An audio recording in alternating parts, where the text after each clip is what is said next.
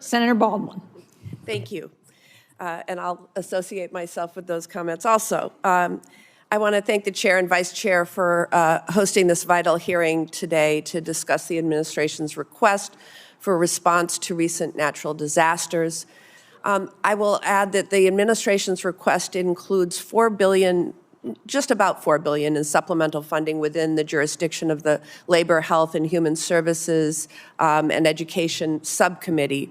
And this funding is such that has routinely been included in prior disaster supplementals. It is intended to address critical needs in areas affected by natural disasters related to health care, mental health care, child welfare, aging and disability services, child care, and education, among others. And so I hope to ensure that in any supplemental that communities have access to those necessities also.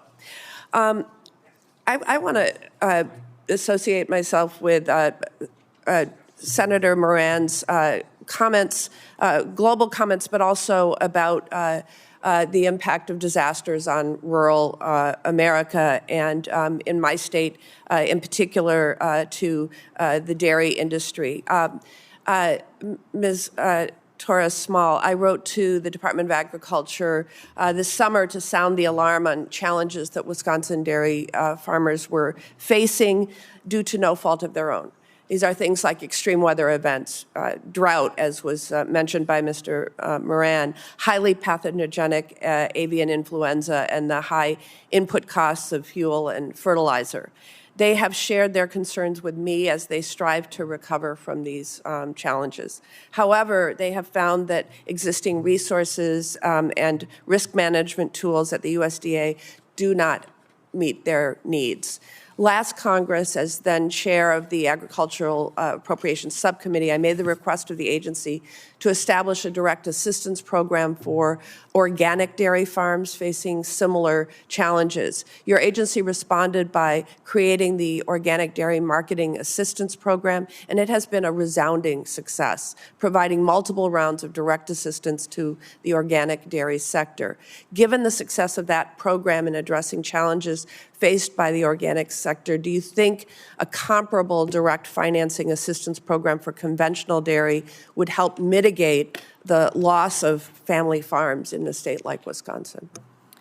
Thank you very much, Senator Baldwin, for your advocacy for our dairy farmers and our dairy industry. It's crucial to all of us that we have the national milk supply and we maintain the national milk herd. We worked incredibly hard on the organic program, the CCC program, and part of the reason we focused on that is because it was an opportunity to also add value for dairy farmers, particularly smaller dairy farmers that might struggle solely as price takers when it comes to milk as a commodity.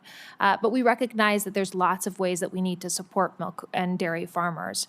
So other things that we're working on, of course, we also used funding from the CCC to provide support for not only dairy farmers that had experienced H5N1 on their dairies, but also to support them to keep them from getting it in the future, funding robust testing as well as plans for biosecurity and also opportunities for PPE for farm workers. So we continue to work very hard to work with dairy farmers to fight potential H5N1 circumstances. And of course, we would do anything, implement any program that Congress were to create to address farm stress and challenges. I do want to get a couple more questions in. So I also want to draw to your attention the Livestock Indemnity Program was designed to provide relief for farmers suffering livestock losses due to severe weather events.